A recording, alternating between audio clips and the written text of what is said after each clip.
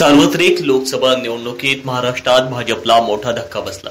2019च्या तुलनेत भाजपला 14 जागांचा फटका बसला। अगदी 23 खासदारावरून भाजपची गाडी 9 खासदारांवर घसरली।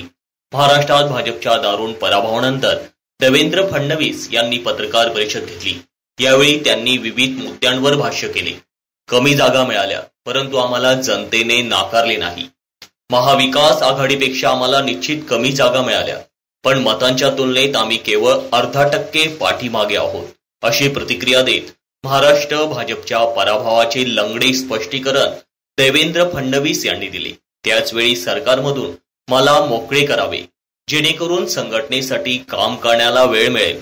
लोकसभेला ज्या कमतरता राहिल्या त्या आगामी निवडणुकीत भरून काढीन, असे शीर्षस्थ नेतृत्वाला विनंती करणार आहे, असे फडणवीस यांनी सांगून उपमुख्यमंत्री पदाचा राजीनाम्याची तयारी दाखवली।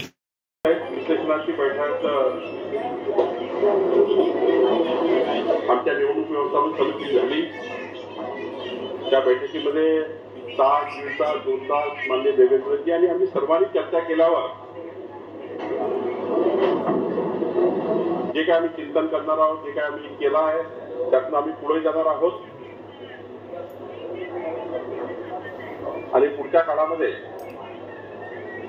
देवेंद्रजींच्या नेतृत्वामध्ये या महाराष्ट्रामध्ये पुन्हा एकदा भाजपला आणि महायुतीला चांगलं यश मिळेल